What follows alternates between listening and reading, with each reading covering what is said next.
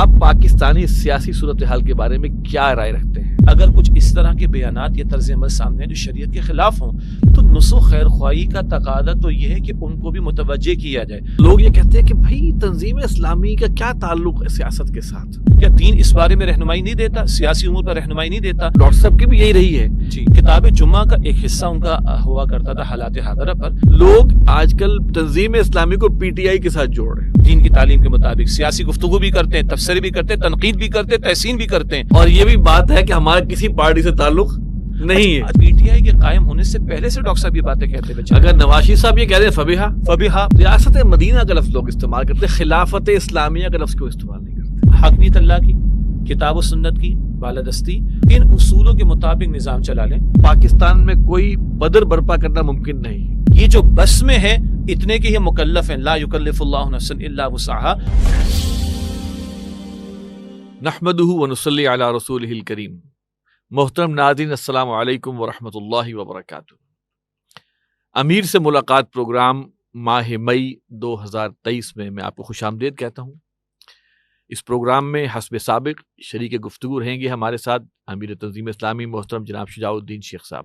السلام علیکم ورحمۃ اللہ وبرکاتہ۔ وعلیکم السلام ورحمۃ اللہ وبرکاتہ۔ ناظرین، آپ کے علم میں ہے کہ یہ ہمارا الحمدللہ 1 سال سے اوپر عرصہ ہمارا ہو چکا ہے، ہمارا یہ پروگرام شروع ہوا ہے اور ہر مہینے ہم اس میں ایک پروگرام کرتے ہیں اور آپ حضرات سے یہ کہتے ہیں کہ آپ ہم سے سوال کریں جو کہ ہم امیر محترم کے سامنے پیش کریں گے اور اس کے جوابات لیں گے، لیکن ہم یہ ضرور کہتے ہیں کہ فقہی نوعیت کے سوالات نہ کریں۔ فقہی نوعیت کے حوالے سے ہم یہ کہتے ہیں کہ اپنے مفتیان کرام جو بھی آپ کے مستند ہیں علاقے میں یا آپ کے فقہ کے مطابق ان سے رابطہ کریں۔ ہاں، دین اسلام کے بارے میں، قرآن مجید کے بارے میں، اقامت دین کی جد و جہد کے بارے میں، پاکستان میں نظام خلافت کو قائم کرنے کے حوالے سے جو کوششیں ہو رہی ہیں اس بارے میں، تنظیم اسلامی کے بارے میں، انٹرنیشنل پولیٹکس کے بارے میں، پاکستانی سیاست کے بارے میں اور اس کے حوالے سے اسلامی پرسپیکٹو کے لحاظ سے آپ سوال کر سکتے ہیں۔ ہمارا ای میل ایڈریس ہے markaz@tanzeem.org۔ اس میں آپ ہمیں سوال بھیجیں، اپنا نام اور اپنا جو بھی شہر یا ملک ہے وہ، اور اگر پاسبل ہو تو کانٹیکٹ نمبر بھی ضرور دیجیے۔ ہم بڑھتے ہیں سوالات کی طرف۔ اس دفعہ ہمیں سوالات امیر تنظیم اسلامی جو آئے ہیں نا، اس میں کچھ تو 1-2 سوال تو تھے اور رمضان سے متعلق تھے اور رمضان ہی میں آ گئے تھے، لیکن ہمارا پروگرام اس سے پہلے آن ایئر ہو گیا تھا، ان کو بھی ہم اینڈ پہ لیں گے انشاءاللہ۔ صورتحال سر یہ ہے کہ پاکستان کے اندر جو معاملات چل رہے ہیں کھینچا تانی کے، اور اس پر ہم ہمیشہ ہی بات کرتے ہیں، کچھ نہ کچھ آئے ہیں، تو ایک سوال اس میں یہ ہوا ہے میرے سے، اور وہ سوال جو ہے وہ بہتر ہے ہم شروع میں کر لیں تاکہ ہم سیاسی حالات کے حوالے سے بھی اپنی ایک رائے جو ہے وہ قائم کر لیں۔ یہ سید عمر بن ماجد صاحب ہیں، یہ کہتے ہیں کہ آپ پاکستانی سیاسی صورتحال کے بارے میں کیا رائے رکھتے ہیں؟ کیا آپ کو نہیں لگتا کہ پاکستان کی سیاسی صورتحال کو بہتر کرنے کی ضرورت ہے؟ اس کا طریقہ کار کیا ہو سکتا ہے؟ برائے مہربانی اس کے بارے میں ذکر فرما دیں۔ سیاسی صورتحال کے بارے میں رائے اور سیاسی صورتحال کو بہتر کرنے کے حوالے سے انہوں نے بات کی۔ بسم اللہ الرحمن الرحیم، اللہم صلی وسلم علی نبینا محمد، رب اشرح لی صدری ویسر لی امری واحلل عقدۃ من لسانی یفقہوا قولی واجعل لی وزیرا من اہلی، آمین یا رب العالمین۔ عزیز صاحب جزاک اللہ خیرا کثیرا۔ سوال ہے تو 3-4 جملوں کا، لیکن آپ ہم سمجھ سکتے ہیں کہ ہم تو 75 برس سے اس نوعیت کے مسائل کو ماضی سے دیکھتے ہوئے چلے آئے ہیں۔ جہاں تک تو پاکستان کی سیاسی صورتحال ہے، ایک طرف تو ہم دیکھتے ہیں کہ ہمارے سیاست دانوں کے درمیان اختلاف رائے ہونا ایک شے ہے، جی، مگر اختلاف دشمنی اختیار کر جائے، ذاتیات پر اتر آئے، اخلاقی حدود کو پامال کر دیا جائے، زبان ایسی استعمال کی جائے کہ جو شاید شرفا کے گھرانے میں گھر والے بیٹھ کر سن نہ سکیں، ہم یہاں سے بھی آگے جا چکے ہیں۔ بالکل ظاہری بات ہے کہ اس سے تو کسی کو اتفاق نہیں ہو سکتا کہ اس طرح کی صورتحال پیدا ہو، لیکن آج ہم اس کو دیکھ رہے ہیں۔ دوسری بات یہ ہے کہ انانیت کے مسائل اور ذاتیات کے معاملات اور ذاتی مفادات کے معاملات اس قدر آگے بڑھ گئے ہیں کہ ذرا لچک دکھانے سے آگے بڑھ کر ملک اور قوم کے وسیع تر مفاد میں کوئی مفاہمت کی طرف واقعتاً آگے بڑھیں، اس حوالے سے بھی بہت زیادہ کمی دکھائی دیتی ہے۔ حالیہ گزشتہ چند دنوں میں کچھ مذاکرات کی باتیں اپوزیشن اور حکمرانوں کے درمیان، ہم نے اس کی تائید بھی کی۔ ہم نے کہا کہ پاکستان کی سالمیت کی خاطر اور جو خطرات لاحق ہیں ان سے نبرد آزما ہونے کے لیے ضروری ہے کہ اتفاق رائے سے کوئی سلسلہ آگے بڑھے۔ اگر اتفاق تو سب کا کہ انتخابات ہونے چاہیے، بحث یہ ہے کہ فوری ہونے چاہیے یا کوئی اتفاق رائے سے اتفاق کر لیا جائے، یہ نقطہ ہے کہ جس پر ابھی کلام جو ہے وہ جاری ہے۔ اس حوالے سے ہماری رائے دیکھیے دو اعتبارات سے ہے۔ ایک ہے جو بانی تنظیم اسلامی ڈاکٹر اسرار صاحب فرماتے تھے رحمۃ اللہ علیہ، ایک میرا اور آپ کا جسم کا معاملہ ہے نا، اس جسم کو برقرار رکھنے کے لیے، زندگی کو مینٹین رکھنے کے لیے کھانا پینا، آکسیجن، یہ ساری چیزیں ضروری ہیں۔ جی اور ایک ہے میرا اور آپ کا ایمان کی حفاظت کا معاملہ اور ایمان کے تقاضوں پر عمل کا معاملہ، تاکہ میں اپنی اصل جو مشکل ہے وہ آخرت کی جہنم کی آگ، اس سے اپنے آپ کو بچا سکوں اور وہاں میں کامیابی حاصل کر سکوں۔ تو جس طرح مجھے اپنے جسم کو مینٹین رکھنے کے لیے معاش کی محنت کرنا ہوگی، جسم کو کھانا پینا فراہم کرنا ہوگا، پروٹیکشن کے لیے میں لباس بھی اختیار کروں گا اور چیزیں بھی، اس کی بھی ضرورت ہے، اور ساتھ ساتھ اپنے ایمان کی حفاظت اور اس کے تقاضوں پر عمل، تاکہ میں آخرت میں کامیاب ہو سکوں۔ بعین ہے یہی صورتحال پاکستان کے تعلق سے ہے۔ پاکستان کا قائم رہنا یہ ایک ضرورت ہے، پاکستان کی سالمیت برقرار رہے یہ ایک ضرورت ہے، چلتے رہنا، چلتے رہنا، بالکل معاملات کا چلتے رہنا، کیوس نہ ہو، انتشار نہ ہو، اور خانہ جنگی نہ ہو، خانہ جنگی نہ ہو جائے، بیرونی طاقتوں کو مزید ہمیں نقصان پہنچانے کا موقع نہ ملے، یہ پاکستان کی ایک ضرورت ہے ظاہر کے اعتبار سے، جس کو ہم جسم کہہ رہے تھے انسانی مثال کے اعتبار سے۔ اور ایک پاکستان کا اصل مسئلہ ہے، وہ پاکستان کا اصل مسئلہ ہے کہ یہ واحد مملکت ہے جو اسلام کے نام پر حاصل کی گئی، اور کیونکہ ہم نظریاتی مملکت ہیں، اگر نظریہ مضبوط ہوگا تو ہم مضبوط ہوں گے، نظریہ کمزور پڑا تو 71 کا سانحہ پیش آ گیا۔ نظریہ مضبوط ہوگا، نظریہ اسلام کا، تو نظریہ مضبوط ہوگا تو اللہ تعالیٰ کی نصرت بھی ہمارے شامل حال ہوگی۔ اور اپنی امت پر قیاس اقوام مغرب سے نہ کر، خاص ترکیب میں قوم رسول ہاشمی، ہمارا اصل مسئلہ یہ ہے۔ تو ہم کہتے ہیں کہ ایک طرف نظام چلتا رہے، نظام کے چلنے سے مراد بہرحال ملک میں ایک آئین موجود ہے جس میں منافقانہ طرز عمل بھی موجود ہے، لیکن بہت کچھ ایسا ہے کہ جو اجتماعی نظم کو چلانے کے لیے لازم اور ضروری ہے، تو ہم کہتے ہیں کہ ہاں وہ برقرار رہے۔ ہم کہیں کہ قانون کی بالادستی کا معاملہ رہے، ہم کہیں گے کہ ہاں جمہوری نظام چلتا رہے، اور یہ بات ذہن میں رہے کہ ملک اسلام کے نام پر بنا، ہمارے آئین میں کتاب و سنت کی بالادستی کا ذکر بھی ہے، گویا کہ ہم نے آئین کو کلمہ پڑھا رکھا ہے، لیکن بقول ڈاکٹر اسرار صاحب رحمۃ اللہ علیہ کے کچھ چور دروازے بھی اس میں موجود ہیں، ہم اس کی نفی کرتے ہیں، لیکن بہرحال جمہوری نظام چلتا رہے، جہاں پر ایک درجے میں اظہار رائے کی بھی آزادی ہوتی ہے، تو جو تنقید کرنا چاہے گا وہ تنقید بھی کرے گا، اور جو دین کی دعوت کا کام کرنا چاہے گا وہ بھی کر سکے گا، جو اقامت دین کی جد و جہد کرنا چاہے گا اس کے لیے بھی مواقع موجود ہوں گے۔ تو ہم چاہتے ہیں کہ نظام چلتا رہے، اور یہ جسم والا پہلو ہے، اور یہ سر پھٹول کا معاملہ، یہ اخلاقیات کی حدود کو پامال کرنے کا معاملہ، ذاتی دشمنیاں نکالنے کا معاملہ اور انانیتوں کا معاملہ، اور جو ہے وہ لچک اور مذاکرات میں مفاہمت کی انتہا پر پہنچ کر کوئی رائے اختیار کر لی جائے، کوئی راستہ اختیار کر لیا جائے، تاکہ یہ جو ہیجان کی کیفیت ہے یہ سارا سلسلہ ختم ہو، ہم اس کے حق میں ہیں کہ یہ سلسلہ چلے۔ البتہ یاد رہے کہ آج ہمارا منافقانہ طرز عمل، ڈاکٹر صاحب فرمایا کرتے تھے رحمۃ اللہ علیہ، 4 علامات ہیں نا منافقین کی: جھوٹ، وعدہ خلافی، خیانت اور گالم گلوچ کا معاملہ۔ آج ہمارا قومی مزاج ہے، ہمارے سیاست دانوں میں بھی نظر آ جائے گا، ہمارے سرمایہ داروں میں بھی نظر آ جائے گا، ہماری عوام میں بھی نظر آ جائے گا، اور انتہائی ادب کے ساتھ بعض مرتبہ تو ہمارے بعض دینی حضرات کی زبان بھی ایسی استعمال ہو جاتی سیاسی چپقرش کی وجہ سے کہ جس کو کسی طور پر ہم گوارا نہیں کر سکتے، دین اس کی اجازت نہیں دیتا۔ یہ سارا کچھ کیا ہے؟ ہم نے اللہ کے ساتھ وفاداری نہیں کی، ہم نے اسلام کا نام لیا، مگر اسلام کے نظام کی قیام کی طرف پیش رفت تو دور کی بات ہے، ہم نے پہلے ریورس گیئر لگائے، اور اب تو ہم باغیانہ سرکشی والی روش پر آ گئے، اور ایسے سے قوانین بنائے جا رہے ہیں جو عین شریعت کے احکامات کے خلاف ہیں۔ تو ہمارا اصل مسئلہ کیا ہے؟ خواہ وہ سیاسی انتشار کا معاملہ ہو، اخلاقی زوال کا معاملہ ہو، معاشی تباہی کا معاملہ ہو، اصل مسئلہ وہی ہے، وہ روح کا مسئلہ، وہ ایمان کا مسئلہ، کہ ہم نے اللہ کے ساتھ وفاداری نہیں کی ہے، جس کی یہ سزا آج ہمیں مل رہی ہے۔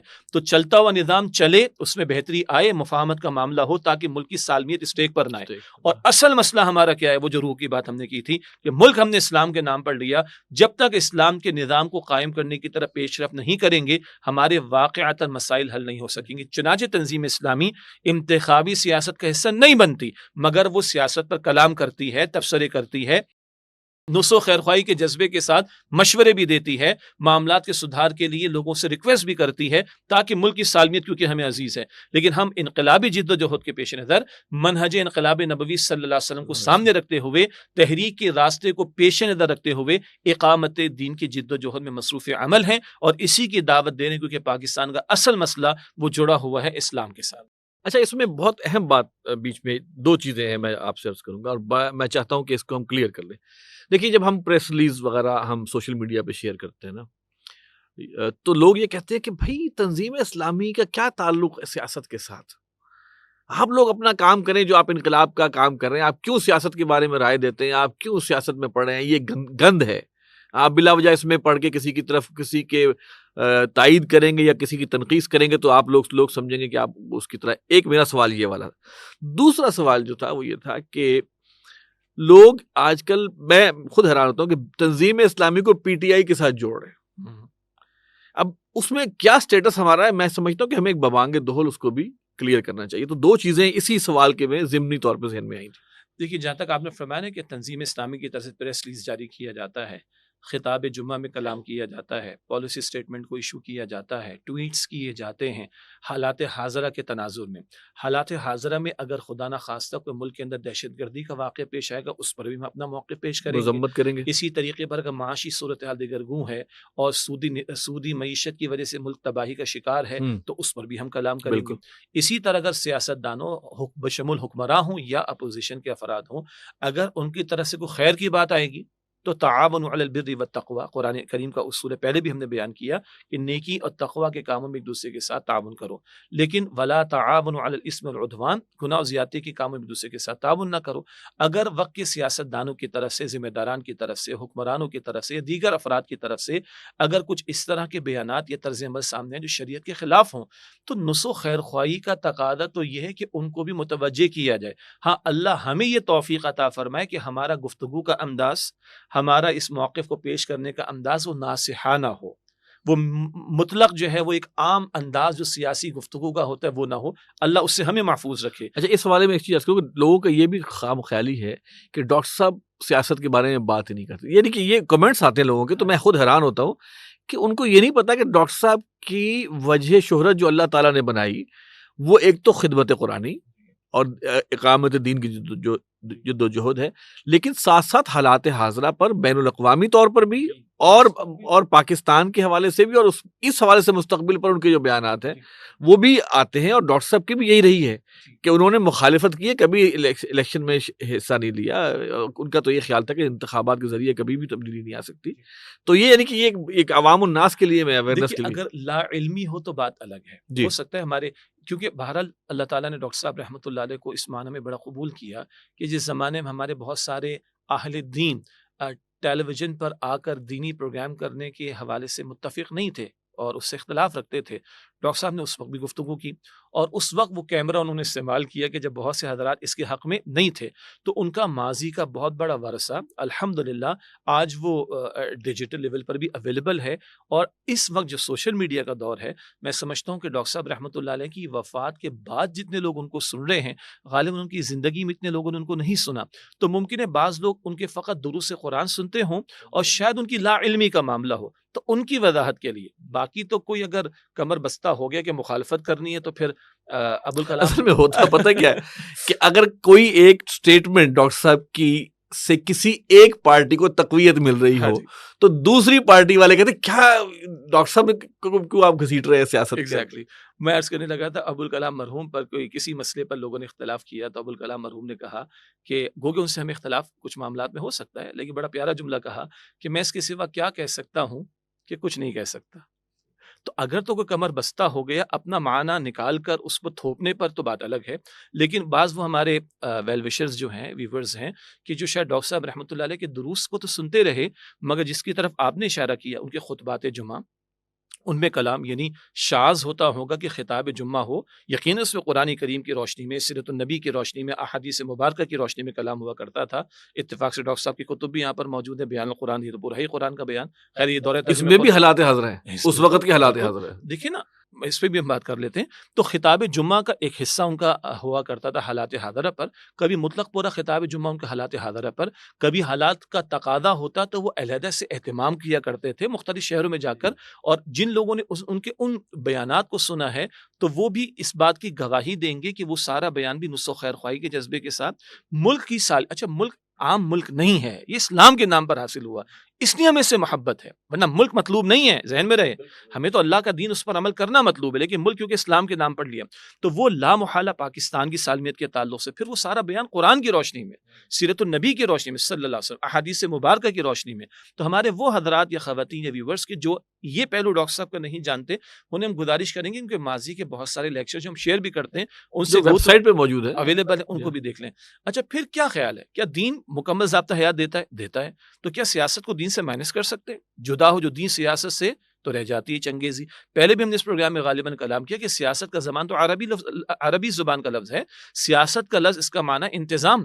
شاہ ولی اللہ رحمۃ اللہ علیہ کی کتاب حجت اللہ البالغہ، اس میں سیاست مدن وہ پورا چیپٹر ہے، مدینہ کے جمع مدن یعنی شہروں کا انتظام. آج مملکتوں کی بات کریں گے تو کیا خیال ہے، کیا دین اس بارے میں رہنمائی نہیں دیتا، سیاسی امور پر رہنمائی نہیں دیتا؟ تو ایک داعی دین اور ایک وہ بندہ جو دین کا درد رکھتا ہے، جو دین کی جد و جہد کر رہا ہے، وہ کیسے اپنے آپ کو جو ہے وہ اس سے ڈیٹیچ کر لے گا حالات حاضرہ سے؟ وہ تو چاہے گا کہ ان لوگوں تک بات پہنچے کہ جن کو اللہ نے کچھ اختیار دے رکھا ہے، اور ان سے بھی نصح و خیر خواہی کا تقاضا ہے کہ ان تک بھی اس بات کو پہنچایا جائے تم بھی محمد مصطفیٰ صلی اللہ علیہ وسلم کے امتی ہو. تو اس تناظر میں وہ بیانات سیاسی جن کو لوگ محض سیاسی کہہ رہے ہیں، میں کہہ رہا ہوں وہ خالص دینی بیانات ہیں، اس معنی میں کہ دین نے سیاست کے معاملات کے لیے رہنمائی عطا کی. اب جو درمیان میں ایک بات آپ نے اٹھائی کہ بعض مرتبہ ہوگا کہ کسی ایک صاحب یا ایک ذمہ دار یا ایک کسی پولیٹیشین یا کسی سیاسی جماعت کے کسی نقطۂ نظر کے تعلق سے کلام ہو تو عین ممکن ہے وہ کسی ایک کے حق میں جاتا ہوا محسوس ہوگا اور دوسرے کے خلاف. تو جس کے خلاف جا رہا ہو وہ کہہ رہی تمہارے ڈاکٹر اسرار صاحب کو تم نے یوں پریزنٹ کرے، وہ ہماری مخالفت کر رہے ہیں، اور وہ شاید اس کے بارے میں لوگ ان کی حمایت کرنا شروع کر دی. اس معاملے کو بھی تھوڑا ٹھنڈے دل سے دیکھنا چاہیے. لا محالہ جب معاملات پر گفتگو ہوگی اور اوپینین پیش کیا جائے گا تو سارے دماغ ایک جیسے تو نہیں ہو سکتے، آرا کا اختلاف تو رہے گا.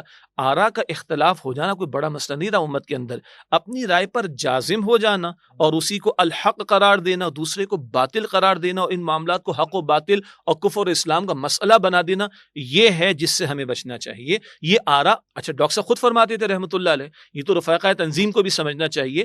ڈاکٹر صاحب رحمۃ اللہ علیہ خود بھی فرمایا کرتے تھے کہ آپ میری سیاسی آرا سے اختلاف رکھ سکتے ہیں اور ان پر تبصرہ بھی کر سکتے ہیں، تنقید بھی کر سکتے ہیں، اور میری رائے کو اور لوگ کرتے تھے شورا میں کرتے تھے جی، اور بڑے دھڑلے کے ساتھ کرتے تھے. اور بعض مرتبہ ڈاکٹر صاحب اپنی رائے سے رجوع بھی فرمایا کرتے تھے. وہ اس معاملے میں ڈاکٹر صاحب خود بھی اوپن تھے اور انہوں نے اپنی جماعت کے رفقا کو بھی اوپن رکھا کہ ہاں البتہ جب ہم کسی معاملے میں ایک رائے قائم کریں گے تو دوسری رائے رکھنے والا کیا محسوس کرے گا، میرے خلاف جا رہی ہے. اگر وہ اس کو اس اینگل کے بجائے اس اینگل سے دیکھے کہ ہاں اس معاملے پر ایک سے زیادہ آرا ہو سکتی ہیں اور ہر ایک کو اپنی رائے کے اظہار کا حق حاصل ہے، لیکن ان معاملات میں آرا کو ہم کفر اور اسلام اور حق اور باطل کے معارکے کا مسئلہ خدارہ نہ بنائیں. اچھا اب ایک جو پی ٹی آئی کے حوالے سے سوال کرا کہ یہ ایک عجیب عموم ہے کہ جو کہ ہمیں سوشل میڈیا میں ملتا ہے کہ جناب تنظیم اسلامی کے دل میں جو ہے نا وہ پی ٹی آئی کے لیے نرم گوشہ ہے. کچھ لوگ تو ملاتے کہ بس آپ تو انہی کی ہیں بس. صحیح، بلکہ شاید کچھ لوگ یہ بھی کہیں گے کہ آپ کے موجودہ امیر کی ملاقات بھی صرف ہوئی تو عمران خان صاحب سے ملاقات ہوئی. کچھ پرانی جب دلیلیں اکٹھی کرنی ہے تو پھر 10 دلیلیں نکل آئیں گی. دیکھیے اس میں سمجھتا ہوں کہ اصولی بات پر ہم اگر قائم رہیں، وہی بات نیکی اور تقوی کے کاموں میں تعاون اور گناہ و زیادتی کے کاموں میں تعاون نہ کرو. ٹھیک ہے، مثال کے طور پر اگر عمران خان صاحب کی طرف سے کبھی بات اٹھی کہ ہمیں امریکہ سے ناطہ توڑ دینا چاہیے تو یہ تو ڈاکٹر اسرار صاحب برسوں سے کہہ رہے تھے، وہ کہتے تھے ہمارا سب سے بڑا دشمن امریکہ ہے. اب اگر یہ بات عمران خان صاحب کی طرف سے آئے اور ہم اس بات کو دہرا دیں بھائی امریکہ کی مخالفت ہمیں کرنی چاہیے، اور کوئی کہے کہ آپ نے پی ٹی آئی کی حمایت کر لی، تو نہیں، تو پی ٹی آئی کے قائم ہونے سے پہلے سے ڈاکٹر صاحب یہ باتیں کہتے ہوئے اگر نواز شریف صاحب یہ کہہ رہے ہیں فبیہا مثال کے طور پر آپ کو یاد ہوگا ہم نے ایک پریس ریلیز جاری کی ہے، بلکہ سچی بات ہے میں نے جاری کروایا.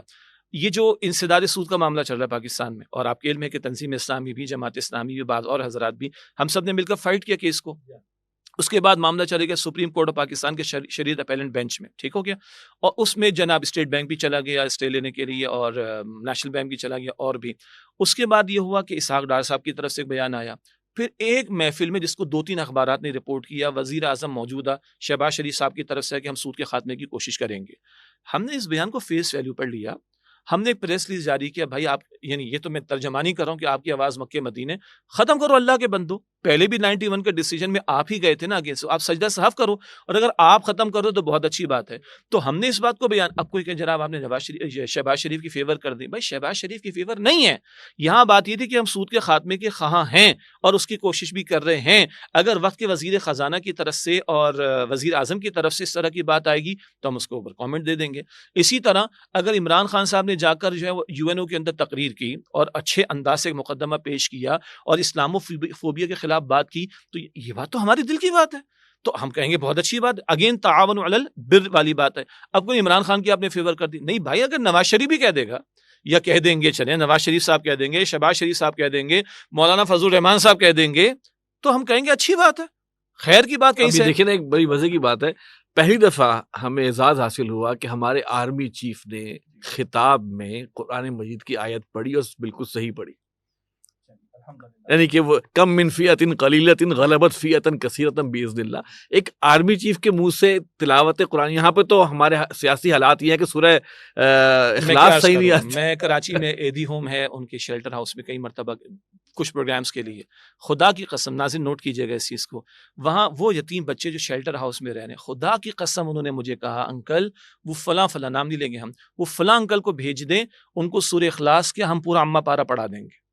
وہ بچے جو شیلٹر ہاؤس میں پل رہے ہیں وہ بھی ٹی وی تو دیکھتے ہیں نا، اور ان کو بھی پتا ہے کہ اس اسٹیٹ کے وزراء کا حال یہ کہ وہ سورہ اخلاص نہیں پڑھ سکتے۔ تو اگر کسی نے، آرمی چیف نے تلاوت کر دی، بھائی آپ کے وزیروں میں سے کوئی کر دے، مثال کے طور پر چلیں اب بات کر لیتے ہیں تاکہ ذرا کھل کر یہ بات سامنے آ جائے۔ ٹرانسجینڈر ایکٹ کی بات آئی تھی، 2018 میں پاس ہوا، سارے موجود تھے، غلطی ہوئی تھی نا۔ ایک کوئی غالباً سینیٹر پی ٹی آئی کے، مجھے نام اس وقت مستحضر نہیں، انہوں نے سینیٹ میں کھڑے ہو کر کہا کہ ہم نے غلطی کی اور ہمیں اس پر سجدہ صحف کرنا چاہیے اور اس کو ہمیں ختم کروانا چاہیے۔ تو ہم کہیں گے اچھی بات ہے، اگر 2018 میں آپ سب نے مل کر پاس کروایا تو غلط تھا، بعد میں اگر یہ بات کھل کر سامنے تو ہم نے کنڈیم کیا، مگر اگر ایک پی ٹی آئی کی جماعت سے کوئی کھڑا ہو کر یا اگر جمعیت علماء اسلام سے کوئی کھڑا ہو کر، مشتاق صاحب جی ہم نے بہت تائید کی الحمدللہ، اور وہ کھڑے ہو کر، چاہے پہلے وہ ان کے پاس کرنے میں شامل تھے، آج وہ کھڑے ہو کر کہتے ہیں ہم سے غلطی ہو گئی تو ہم سجدہ صحف کرتے، اس کو چینج کرنے کی بات کرتے، ہم کہیں گے آپ کی آواز مکی مدین ہے۔ او بھائی، ہمیں خدا کی قسم ہمیں دین چاہیے۔ ریاست مدینہ کا لفظ لوگ استعمال کرتے، خلافت اسلامیہ کا لفظ کیوں استعمال نہیں کرتے؟ جی اچھا سوال ہے، ٹھیک ہے۔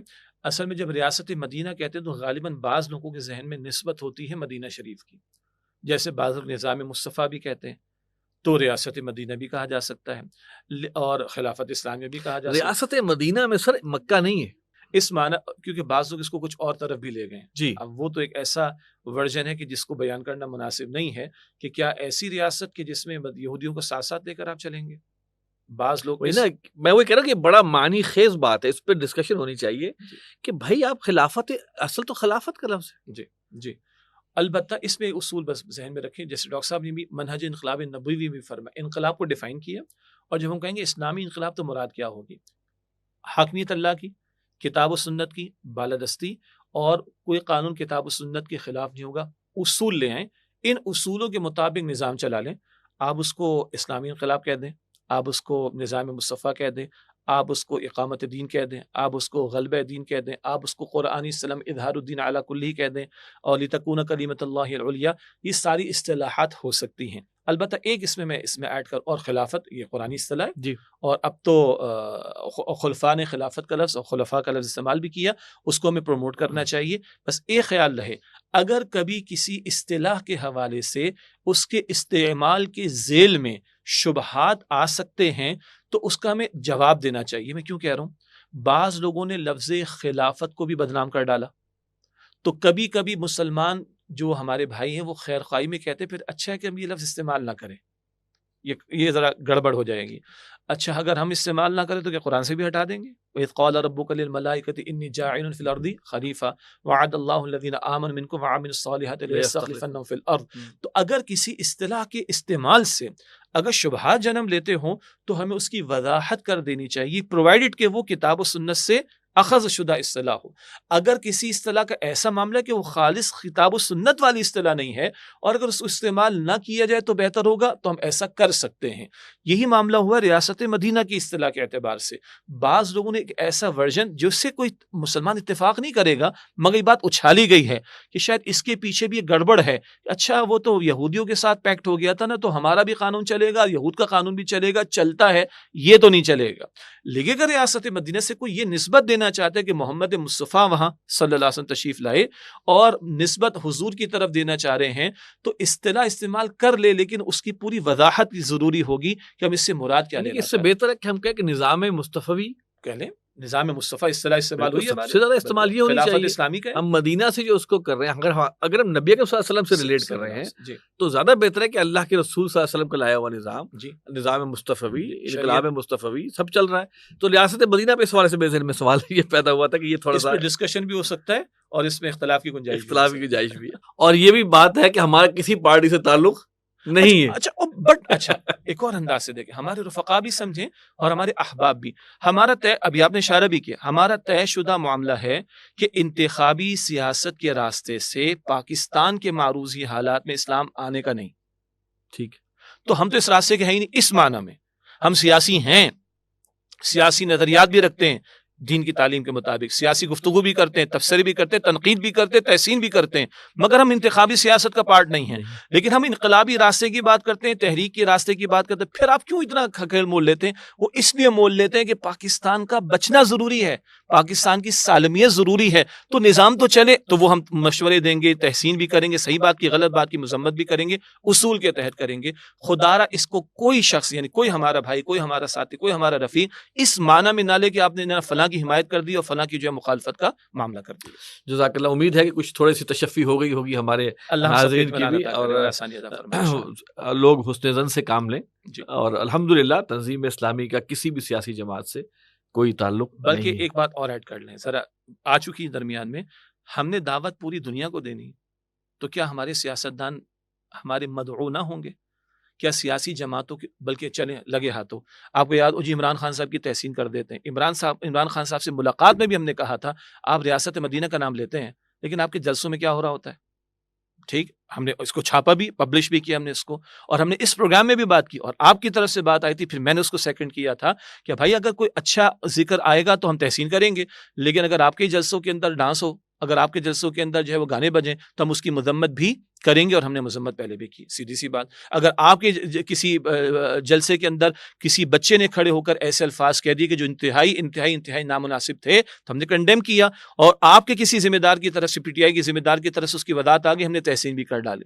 اسی طرح کوئی دینی سیاسی جماعتوں کے لوگ ہتے سے اکھڑ کر اگر وہ کسی کی دشمنی پر اتر آئیں اور اخلاقیات کو فارغ کر کے ایک طرف رکھ دیں اور سیاست کے اندر اتنے آگے, یعنی سیاسی دشمنی کے اندر اتنے آگے چلے جائیں کہ غلیظ زبان استعمال کریں, تو ہم ان کو بھی کنڈیم کریں گے. کیوں؟ او اللہ کے بندو, مسلمان کی حرمت سے کھیلنا, اس کی آبرو سے کھیلنا حرام ہے. حجۃ الوداع کا خطبہ رسول اللہ کا سامنے رہے صلی اللہ علیہ وسلم. اس سارے تناظر میں اس اعتبار سے ہمارے کسی پریس ریلیز کو, خطاب جمعہ کو, گفتگو کو, تنقید کو, تحسین کو, تبصرے کو میں سمجھتا ہوں کہ دیکھنا چاہیے. اس سب کے باوجود ہم کھلے دل سے کہتے ہیں اگر ڈاکٹر اسرار صاحب فرما رہے ہیں کہ رحمت اللہ علیہ کہ میرے سیاسی تبصروں سے آپ اختلاف کر سکتے ہو, تو میں تو ایک اعتبار سے 3G ہوں نا, ان کی نیکسٹ جنریشن کے بعد کی نیکسٹ جنریشن, تو آپ رکھ سکتے ہیں اختلاف, اور اس اختلاف کے ساتھ ہم چل سکتے ہیں, کیونکہ ہمارا اتفاق اس بات پر ہے, میں رفقائے تنظیم کی بات کر رہا ہوں, ہمارا اتفاق اس بات پر ہے کہ اقامت دین کی جد و جہد کو ہم فرض سمجھتے ہیں. خود اللہ کی بندگی کی دعوت, بندگی والا نظام, منہج محمد مصطفیٰ کا سامنے رہے صلی اللہ علیہ وسلم, اور بیعت کی بنیاد پر جماعت موجود ہے, اور تحریک کے راستے پر ہم نے چلنا ہے منہج کو سامنے رکھتے ہوئے, اس پر ہمارے اتفاق ہے. چلیں آگے, باقی جو سیاسی معاملات اور تبصرے فروئی چیزیں اس میں اختلاف رائے ہو سکتا ہے, کوئی حرج نہیں.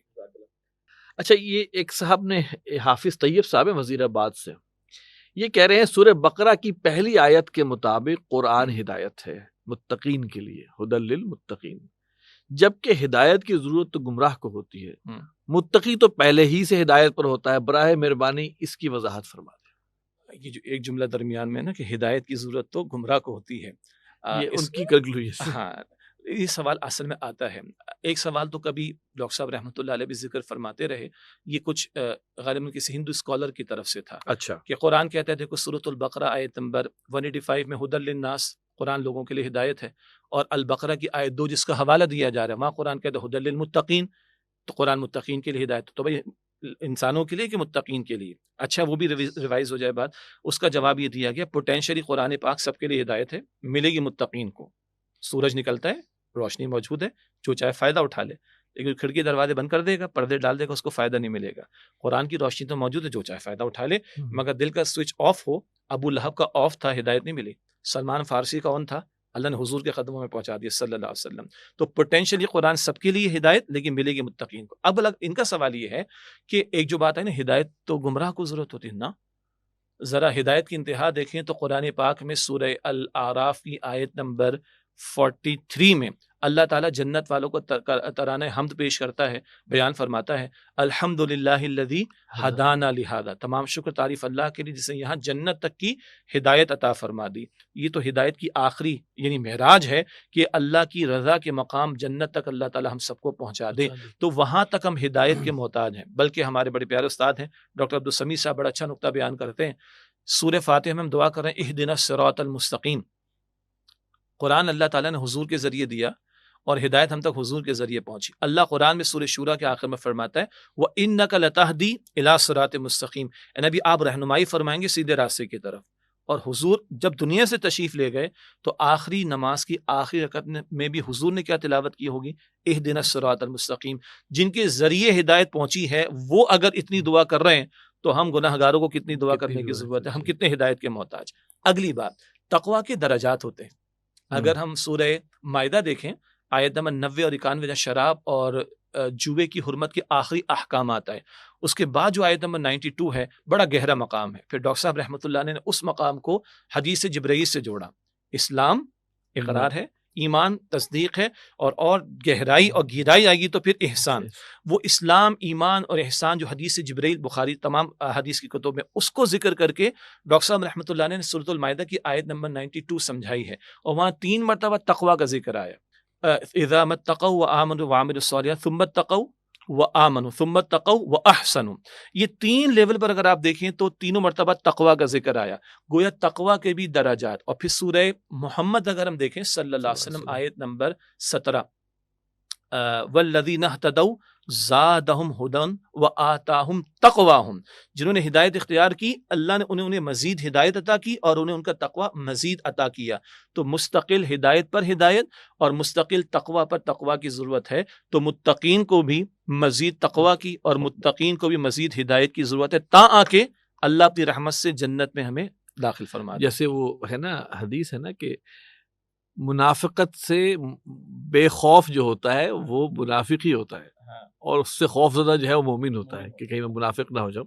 تو وہی اچھا جی، آگے سوال ہے ہمارا، ایک ہماری بہن ہے امت الاحد صاحبہ ہیں، وہ یہ کہتی ہیں کہ پاکستان میں منکرات کے درمیان رہ کر صرف عبادت اور درس و تدریس پر توجہ مذکور کرتے ہوئے یہ خوف دامن گیر رہتا ہے کہ اس طرح کہیں انجام بھی دینی حمیت سے محروم اور متقی پرہیزگار جیسا نہ ہو جائے، جس پر اللہ نافرمانوں سے زیادہ غضبناک ہوا تھا۔ سر، آپ کے بقول پاکستان میں اپنے مسلمان بھائیوں سے ٹکراؤ موضوع نہیں، اگر ایسا ہے تو پاکستان میں کوئی بدر برپا کرنا ممکن نہیں، تو ان منکرات سے دور جا کر کسی صحرا میں پناہ گزی ہونا بھی ناممکن ہے۔ کیا پاکستانیوں کے پاس ان منکرات کے درمیان میں بے غیرت بن کر رہنے کے سوا کوئی اور راستہ نہیں؟ برائے مہربانی اس کی وضاحت فرمائیں۔ بہت اہم سوال اگر ایک خاتون کی طرف سے ہے تو اس سوال کی تحسین ہونی چاہیے، اس سے کہ وہ فضا برپا کرنے کے اعتبار سے اولاً اصلاً باہر کی ذمہ داری مردوں پر ہے۔ جی، بہرحال بعض مرتبہ مائیں ایسی ہوتی ہیں جو اپنے بیٹوں کو اس فضا کے پیدا کرنے کے لیے تیار کرتی ہیں، کبھی بیویاں ایسی ہوتی جو اپنے شوہروں کو، کبھی بہنیں ایسی ہوتی جو اپنے بھائیوں کو تیار کرتی ہیں۔ بالکل صحیح۔ اچھا، جو انہوں نے بات کی ہے نا کہ پاکستان میں ٹکراؤ موضوع نہیں ہے، غالباً ہمارے پچھلے پروگرامز انہوں نے مشاہدہ ان کا کیا ہو جب ہم نے مسئلہ خروج پر کلام کیا۔ بھائی آپ کہتے ہیں قتال، آپ کے قرآن پاک کہتے ہیں قتال فرض ہے، قتال کیوں نہیں کرتے؟ رسول اللہ علیہ السلام نے قتال کیا، تو ہم نے ذکر کیا تھا رسول اللہ علیہ السلام کے سامنے کفار تھے، مشرکین تھے، ان کی گردن اڑانا آسان کام تھا، تفصیلاً یہ کلام ہم نے پہلے کیا۔ ہم مسلمان معاشرے میں ہیں، اور مسلمان معاشرے میں جو بھی حکمراں ہوں گے یا ان کے اہلکار ہوں گے مختلف اداروں کے، وہ سب بھی کلمہ گو مسلمان. اور یہ مسئلہ آج کوئی ہم یا تنظیم اسلامی یا ڈاکٹر اسرار صاحب بیان نہیں کر رہے رحمۃ اللہ علیہ. مسئلہ خروج پر ہمارے اسلاف، ہمارے فقہاء نے کلام کیا. انہی آراء کی روشنی میں بیان کر رہے ہیں کہ مسلم معاشرے میں اقدام جب ٹکراؤ کی سطح پر آئے گا تو وہ مسلح موضوع نہیں ہے، اس سے کہ قتال کی شرائط پوری ہوتی ہوئی دکھائی نہیں دیتی. ایک بات. دوسری بات، ہم نے اس کے ذیل میں یہ بھی کہا کہ ہم جان لیں گے نہیں جب اگر اقدام کو کوئی معاملہ آئے گا، لیکن جان دینے کے لیے ہمیں تیار رہنا چاہیے. جانیں دیے بغیر یا جان کھپائے بغیر اور پسینہ کیا خون بہائے بغیر اگر اللہ کا دین غالب ہو جاتا تو محمد مصطفیٰ علیہ الصلوۃ والسلام کا ایک قطرہ بھی اللہ بہنے نہ دیتا. لیکن طائف میں بہا، احد کے میدان میں بہا. کلیئرٹی رہنی چاہیے. لیکن اس مرحلے پر ہم مسلم معاشرے کے اعتبار سے جو بات بیان کرتے ہیں وہ یہ کہ جان دینے کی بات ہے، لینے کی بات نہیں. البتہ وہ موقع لائے اللہ، اس سے پہلے جماعت کی تیاری ہمارے پیش نظر ہے. اگلی بات یہ ہے کہ منکرات کے اس درمیان میں رہ کر اپنی عبادات پر مطمئن تو نہیں ہونا. اور غالباً جس حدیث مبارک کی طرف انہوں نے اشارہ کیا، وہ جو سورہ عصر میں بھی ڈاکٹر صاحب بیان کرتے تھے کہ اللہ نے جبریل کو حکم دیا فلاں فلاں شخص کو عذاب دو، تو اللہ فلاں بستی کو اس کے رہنے والوں کو الٹ دو. جی.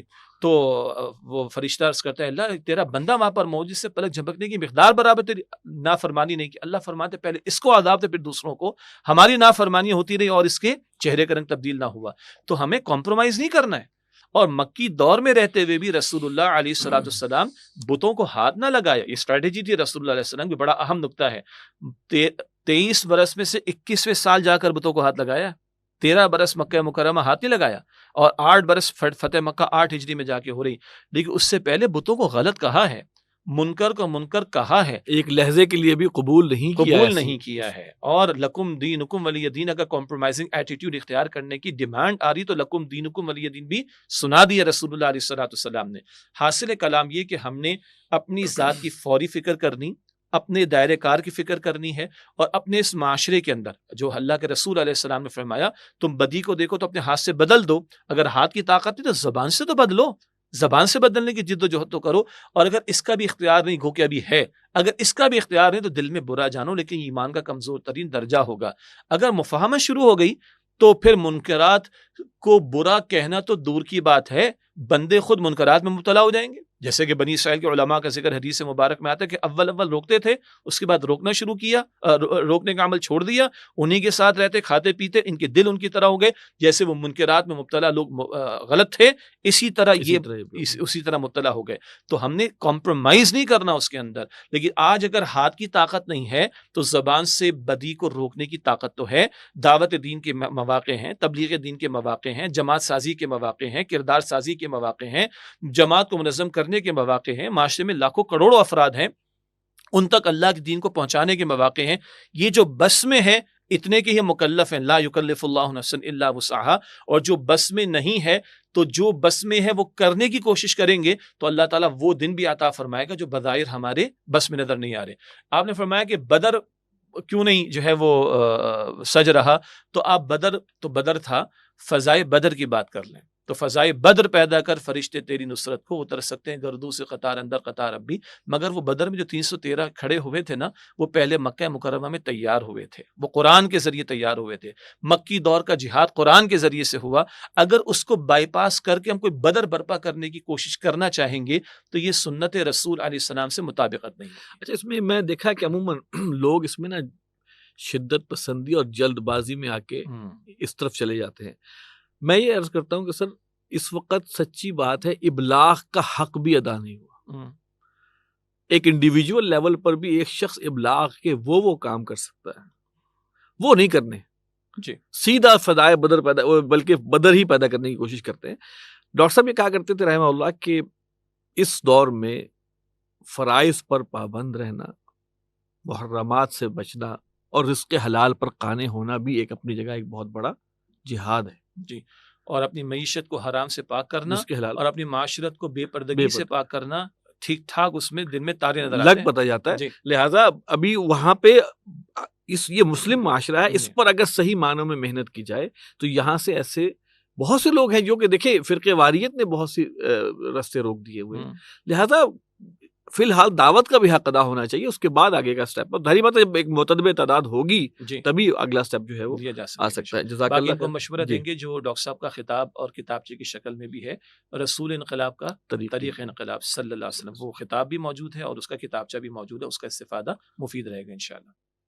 اچھا جی، ایک صاحب ہیں شارق عبداللہ علوی، کراچی سے تعلق ہے ان کا، انہوں نے ڈاکٹر اسرار احمد رحمۃ اللہ علیہ کا ایک بیان ہمیں ساتھ بھیجا ہے، جس میں ڈاکٹر صاحب نے یہ کہا کہ کسی بھی تحریک کے بارے میں کہا کہ وہ 30 یا 40 سال تک اگر کوئی تحریک چلے اور اس کا اور نتیجہ خیز نہ ہو تو وہ بوڑھی ہو جاتی ہے، ختم ہو جاتی ہے، یا فرقے واریت کی شکل اختیار کر لیتی ہے، یا خدمت خلق کے کاموں میں لگ جاتی ہے۔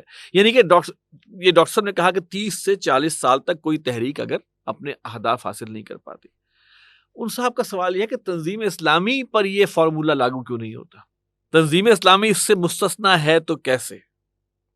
ٹھیک ہو گیا۔ دیکھیے، آپ نے بھی جو ڈاکٹر صاحب رحمۃ اللہ علیہ کے خطاب کے حصے کے تعلق سے شاید انہوں شیئر بھی کروایا جی ہے، جو لفظ آپ نے استعمال فرمایا وہ تحریک کا لفظ ہے، ٹھیک۔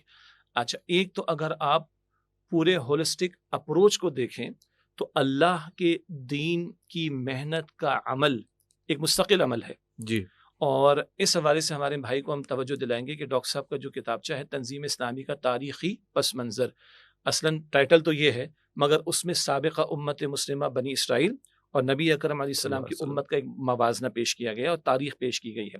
اس کے بیان کی ذیل میں ڈاکٹر صاحب نے بیان فرمایا کہ دین کا جو احیاء ہونا ہے اب، یعنی جو گولڈن پیریڈ ہے وہ تو رسول اللہ علیہ السلام کا دور ہے، خلفائے راشدین کا دور ہے، مگر قرب قیامت یعنی قیامت سے قبل پوری زمین پر بتمام و کمال اللہ کا جو دین غالب ہونا ہے، امت اس کی طرف کشا کشا جا رہی ہے۔ ابھی اس میں بہت سے نشیب و فراز آنے، وہ جو احیاء کا عمل ہے وہ اتنا بسیط عمل ہے، ڈاکٹر صاحب کے الفاظ ہیں، اتنا وسیع اور بسیط عمل ہے کہ جس میں افراد تو چھوٹی بات، جماعتیں تو چھوٹی بات، تحریکیں بھی ڈاکٹر صاحب نے استعمال کیا ہے، افراد بھی جماعتی بھی تحریکیں کھپتی چلی جائیں گی، اور وہ اولمپک کی جو ٹارچ کہا جاتا ہے نا، یہ احیاء کا عمل وہ تدریجاً آگے بڑھتا چلا جائے گا۔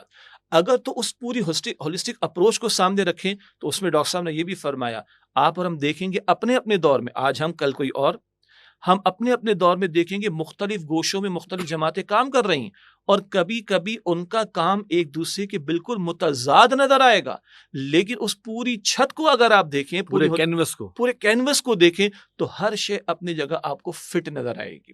یہ بہت قیمتی، میں چاہوں گا اس پر بھی ہمارے بھائی کی توجہ کا معاملہ رہے۔ ایک تو اگر ہم پوری احیاء کے عمل کو دیکھیں تو اس کے اندر تو شاید صدیاں بھی کھپیں گی ابھی، واللہ تعالی عالم۔ اگلی بات جو سوال آپ نے پیش کیا اس میں آپ نے بار بار لفظ تحریک استعمال کیا، میں اس کو تھوڑا سا فرق کر رہا ہوں گا۔ تنظیم اسلامی ایک جماعت ہے، اور جو منہج انقلاب اتفاق سے کتاب بھی سامنے رکھی ہے، منہج انقلاب نبوی صلی اللہ علیہ وسلم کو سامنے رکھتے ہوئے اپنے تئیں کوشش کر رہی ہے ایک ایسی جماعت کو تیار کرنے کی جو انقلابی جد و جہد کے ذریعے اللہ کے دین کو اولاً پاکستان اور بالآخر پوری دنیا میں غالب کرنا چاہتی ہے۔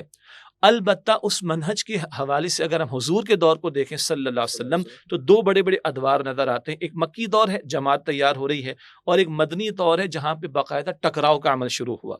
اس ٹکراؤ کو اگر تھوڑی دیر کے لیے فرق کرنے کے اعتبار سے ہم اقدام کہیں، ہم اس کو تحریک کہیں، جماعت تیار ہو گئی، اب وہ حرکت میں آ رہی ہے نظام سے ٹکراؤ کے، تو پھر یہ جواب بڑا آسان بھی ہو جاتا ہے کہ ہم تنظیم اور جماعت کو اور تحریک جس کو ہم اقدام کہہ سکتے ہیں، ان دو میں اگر فرق کر لیں تو بڑی وضاحت ہو جائے گی انشاءاللہ تعالی۔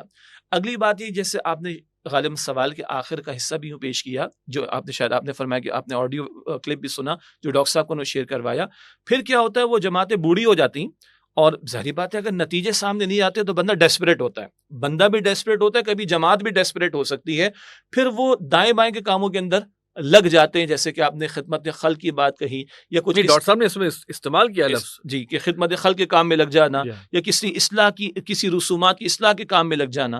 ہاں، تو ہم یہ ضرور کہیں گے کہ اس بات پر توجہ کی ضرورت ہے کہ جو مقصد سامنے ہے، فرد کے پیش نظر تو اللہ کی رضا اور آخرت کی نجات، جماعت کیوں بنائی گئی اور جماعت میں ہم کیوں شامل ہیں، تاکہ ہم اپنی اقامت دین کی جد و جہد والے فریضے کو بھی انجام دے سکیں۔ تو یہ پیش نظر اس جماعت کی اجتماعی طور پر ہدف ہے کہ ہم نے اللہ کے دین کے غلبے کی جد و جہد کرنی، کوئی چھوٹا موٹا خدمت خلق کا کام فقط پیش نظر نہیں، کوئی کسی خاص رسم کی بری رسم کی اصلاح پیش نظر نہیں، اگر وہ مقصد سامنے نہیں رہا تو پھر تو بڑھاپا تو دور کی بات ہے، پھر جماعت موت کا شکار ہو جائے گی، اس سے اللہ تعالیٰ ہمیں ڈاکٹر صاحب کا فرقہ بن جائے گی، تو اللہ تعالیٰ اس سے ہماری حفاظت فرمائے۔ تو یہ سریدہ سمجھ میں آتی ہے بات۔ گویا ہم یہ کہہ سکتے ہیں کہ تنظیم اسلامی ابھی تیاری کر رہی ہے ایک تحریک کے لیے، جب وہ تحریک کا وقت آئے گا تو شاید اس میں وہ ٹائم فریم کو بھی دیکھا جائے۔ اور پھر ایک اور ہم بعد میں عرض کریں، دیکھیں ڈاکٹر صاحب نے کچھ باتیں جو قرآن و حدیث کے عین مطابق کی ہیں، ہم ان پر تو کلام کریں گے کہ ڈاکٹر صاحب نے جو فرمایا قرآن کی تفسیر ہے،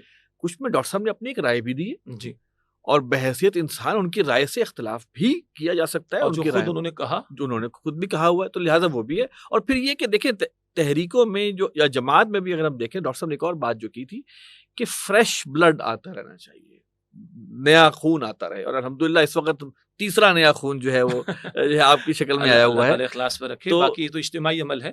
ہمارا اس میں یعنی اس بات کی تائید اس معنی میں کر لوں کہ ہمارے بہت پیارے اور بڑے پیارے اور قیمتی ساتھی ہیں، اور ہم یوں سمجھتے ہیں کہ جس کا فریش بلڈ کہہ رہے ہیں کہ ذمہ داریوں پر نئے افراد بھی آئیں، فریش افراد بھی آئیں، ذہن تبدیل ہوتے ہیں، تھوڑے سے گوشے کھلتے ہیں، وہاں تک تو بات ٹھیک ہے۔ میرے اکیلے کی ذات کا مسئلہ نہیں ہے، یہ تو پورا اجتماعی عمل ہے، اور اللہ تعالیٰ اخلاص پر رکھے، شروع سے محفوظ رکھے۔ تو میں سمجھتا ہوں کہ یہ بھی نقطہ ہے جو ہمارے ان بھائی تک پہنچنا چاہیے۔ جی جزاک اللہ۔ اچھا، ایک صاحب ہیں، انہوں نے ایک جسے کہتے ہیں تھوڑا سا سوال یہ کہ شکیل زاہد صاحب ہیں، سود اور مہنگائی سے متعلق میرا سوال۔ اچھا، اب یہ میں آپ کو عرض کروں، یہ پھر ایک فقہی سوال ہے جس کو پہلے میں نے شاید ایک ماہ پہلے ہم نے اس کو نہیں کیا، پھر دوبارہ خیر ہم نے کر دیا، لیکن ہم پھر ناظرین آپ سے کہیں گے کہ فقہی نوعیت کے سوال آپ نہ کیا کریں۔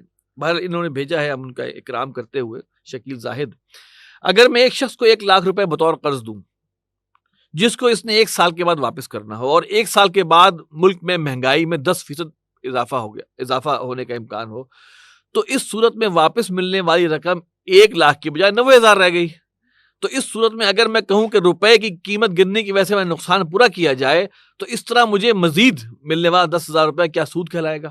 جی، یہ بہت اچھا سوال ہے اور بڑا مشہور سوال ہے، مشہور اور اس کا جواب اس لیے دینا ہمارا بنتا ہے کہ انسداد سود کے حوالے سے جو بھی اللہ تعالیٰ نے تنظیم اسلامی کو کوششیں کرنے کی توفیق عطا فرمائی، اس میں کچھ لٹریچر کی فراہمی، کچھ شبہات کے جوابات، کچھ سوالات اور اعتراضات کے جوابات بھی شائع کیے گئے۔ ہمارے انجمن خدام القرآن سندھ کراچی کی طرف سے بھی کتابچہ شائع ہوا، اور مرکزی انجمن خدام القرآن لاہور سے بھی کتابچہ جس میں اعتراضات کے جوابات دیے گئے۔ اب یہ بڑا دلچسپ سوال ہے، بہت پرانا ہے، کہ دیکھیے جی، میں نے 1 لاکھ روپے کسی کو دیے، روپے کی قدر تو کم ہو جاتی ہے، تو اگر میں واپس لوں گا تو اب کل جو چیز میں 1 لاکھ کی لیتا تو 1 لاکھ میرے ہاتھ میں ہوتے، آج تو 90 ہیں، تو مجھے 1,10,000 ملنے چاہیے کیونکہ روپے کی قدر کم ہو گئی۔ اس کا ایک بہت سادہ سا فیس ویلیو پہ جواب یہ ہے کہ اگر خدا نہ خواستہ، اللہ کرے، اللہ کرے، جی ہم تو کہتے ہیں اللہ کرے، جی چلیے اللہ کرے کہ کل روپے کی قدر اگر بڑھ جائے تو کیا آپ 1,90,000 واپس لینا گوارا؟ سوال ہی پیدا نہیں ہوتا، فوراً جواب یہ آئے گا۔ اس کا مطلب مسئلہ روپے کی قدر کے کم ہونے کا نہیں، مسئلہ ہے کہ مجھے کچھ ملنا چاہیے۔ تو اگر تو آپ کو کچھ چاہیے ہے تو پھر آپ بزنس کریں۔ اللہ کیا فرماتا ہے؟ احل اللہ البیع وحرم الربا، اللہ تعالیٰ نے تجارت کو حلال قرار دیا ہے اور ربا کو حرام قرار دیا ہے۔ تو اگر تو کچھ مجھے کچھ ملنا چاہیے تو پھر اس کا راستہ تجارت ہے، وہ آپ وہاں پر جائیے۔ ہاں، ایک راستہ یوں کہیے کہ ایک نقطہ یہ اہل علم نے بیان فرمایا کہ آپ یہ کر سکتے ہیں کہ کسی کو آپ قرض دے رہے ہیں نا، تو آپ اسٹینڈرڈ کموڈیٹیز گولڈ اور سلور ہے، تو آپ گولڈ کو ایک اسٹینڈرڈ بنا لیں۔ میں تمہیں آج دے رہا ہوں 10 گرام سونا، ٹھیک ہے، اس سے ریلیٹ کر دیں، اور تم 1 سال کے بعد مجھے 10 گرام سونا یا اس کی رقم برابر رقم مجھے واپس کرو گے، تو اس کی تو گنجائش بنتی ہے کیونکہ ہم نے ایک اسٹینڈرڈ کموڈیٹی کے ساتھ اس کو ریلیٹ کر دیا۔ آئی ریپیٹ اگین کہ میں تمہیں 10 گرام سونا دے رہا ہوں ریلیٹ کر کے، 10 گرام سونے کے برابر دے رہا ہوں۔ اسٹینڈرڈ کیا بنا ہے؟ 10 گرام، چاہے وہ 20 ہو سکتا ہے، 30 ہو سکتا ہے۔ اب جب تم مجھے واپس کرو گے تو رقم اتنی واپس کرو گے جتنی 30 گرام کی اس وقت رقم بنے گی، 10 گرام ہو 20 گرام ہو، یہ تو گنجائش موجود ہے۔ لیکن یہ جو سوال کا نقطہ تھا نا کہ صاحب وہ روپے کی ویلیو کم ہو جائے گی، یہ اصل میں کچھ اور بات ہے، یہ روپے کی قدر کم ہونے کا مسئلہ نہیں۔ اور ویسے آپس کی بات ہے، اکنامکس کے پوائنٹ آف ویو سے یہ جو امپیکٹ آتا ہے نا ڈی ویلیویشن کا، اس کی بھی بنیادی کاز وہ سود ہی ہے۔ یہ تمام جو اسی کی خباثت ہے، اسی کی خباثت ہے، وہ ختم کرے تو یہ سوال ہی ختم ہو جائے گا انشاءاللہ۔ اچھا، محمد رفیق صاحب ہیں کراچی سے، السلام علیکم۔ وعلیکم السلام۔ آپ ہر سال دورہ ترجمہ قرآن کیو ٹی وی چینل پر کر رہے ہیں، مجھے اس چیز سے اختلاف ہے۔ کیوں بھائی؟ میں نے آج تک نہیں سنا کہ کسی شخص کی زندگی چینلز پر قرآن کا ترجمہ سن کر بدلی ہو. بہت سے لوگ خراب تو ہو گئے ہیں ٹی وی ڈرامے دیکھ کے. یعنی کہ کمال یہ کہ وہ تو ٹھیک ہے ٹی وی ڈرامے, بند کمروں میں جو ریکارڈنگ ہوتی ہے ان میں ویسے بھی تاثیر نہیں ہوتی. اب ان کی اپنی اسسمنٹ ہے. 200 افراد بھی دورہ ترجمہ قرآن کی محفل میں شریک ہو تو بہتر ہے, چاہے 200 ملکوں میں سے لائیو نشریات جا رہی ہوں. مشورہ, اب یہ انہوں نے ایک اعتراض کر کے بات مشورہ دیا, تنظیم کو چاہیے کہ وہ اچھی اور پائیدار ریکارڈنگز خود کرے اور چینلز کو مہیا کرے. ابھی تک تنظیم میں ایسی ریکارڈنگز نہیں ہو رہی جو کسی چینل پہ چلائی جا سکے. یہ ان کی خام خیالی ہے. بالخصوص خطاب جمعہ. اچھا, 30 سال پہلے کی ڈاکٹر سائمہ کی ریکارڈنگ وہ آج کی ریکارڈنگ سے بہتر تھی. وہ بھی میں نے کی تھی. کیمرہ ہر طرف سے مدرس کو بھی دکھا رہا ہوتا تھا اور پبلک کو بھی, جبکہ آج کل ہماری ریکارڈنگز میں ایسا نہیں ہوتا. اب یہ ان کے جو سوالات, ہمارے جو ساتھین کا نام آپ نے کیا بیان فرمایا؟ محمد رفیق صاحب. اچھا, رفیق صاحب سے پہلے تو میں ایک تھوڑی سی وضاحت کر دوں. رفیق صاحب نے محسوس کیا ہوگا کہ آصف صاحب نے خود ہی جواب دینے کی کوشش کر دی, اس کی میں وضاحت کر دیتا ہوں. ابھی انہوں نے اشارہ بھی کیا, آپ سب واقف ہیں کہ آصف حبیب صاحب ڈاکٹر اسرار صاحب رحمۃ اللہ علیہ کے صاحبزادے نمبر 4 سب سے چھوٹے صاحبزادے ہیں, اور بچپن سے یہ کیمرے کے ساتھ ہی رہے ہیں. اور ڈاکٹر صاحب رحمۃ اللہ علیہ کی جتنی تقریباً 30 سال سے, چلے 30 سال سے, اب آپ عمر نہیں بتانا چاہ رہے, ٹھیک ہے. تو الحمدللہ بانی تنظیم اسلامی ڈاکٹر اسرار صاحب رحمۃ اللہ علیہ کا جتنا خزانہ الحمدللہ آج ویڈیو میں ہے, اس میں ماشاءاللہ آصف بھائی کی بڑی محنت ہے. تو وہ جو اصل میں جواب انہوں نے دیے نا, وہ ذرا دل کی پکار ان کی طرف سے آئی تھی. اب دل پہ چوٹ لگی. اچھا جی, اب میں جواب دیتا ہوں کیونکہ کیوں ٹی وی پہ تو مجھے آگے بیٹھنا پڑ رہا ہے. اس میں اس بات کو دیکھیں کہ الحمدللہ تنظیم اسلامی کے زیر اہتمام پاکستان بھر میں 70-80 مقامات کم و بیش, یا اس سے زائد 100 سے اوپر, ٹھیک ہے نا. تو پورے پاکستان بھر میں اس طرح کی نشستیں جس میں پورے قرآن حکیم کا ترجمہ تشریح کا بیان یا کئی خلاصہ مضامین قرآن حکیم کی تشریح کا بیان کا سلسلہ, یہ تقریباً 100 کے قریب کم و بیش مقامات کا سلسلہ جاری رہا. اور اب کیونکہ جواب اس میں حاضری موجود تھی, حاضرین موجود تھے. جی, اور کیونکہ زیادہ عرصہ کراچی گزرا ہے, اب بھی الحمدللہ رہائش ادھر ہے, تو میرا گمان یہ ہے کہ اب تو 15 سے 20 ہزار لوگ روزانہ, کراچی کی میں بات کر رہا ہوں, جو فزیکلی موجود ہوتے ہیں. ٹھیک ہے, اور میں چاہتا ہوں کہ ہمارے ساتھیوں کی بھی تھوڑی دلجوئی ہو اور ہمارے ان بھائی کے لیے بھی تھوڑا تسلی کا سامان ہو جائے. ہم نے وہ پروگرام بند نہیں کیے, اور اب صرف تحدیث نعمت کے طور پر الحمدللہ 20 سال میں نے بھی اسی طرح سعادت حاصل کی ہے کراچی میں, اسی طرح لائیو, یعنی دورہ ترجمہ قرآن پبلک کے اندر جو ہم لائیو بھی سوشل میڈیا پہ نشر کچھ ہم نے کیا. 20 سال تک اللہ تعالیٰ نے وہیں پہ توفیق دی الحمدللہ. پھر آ گیا کووڈ, اور اب ایک دل کی بات بھی عرض کر دیتے ہیں, وہ آصف صاحب بیان نہیں کریں گے.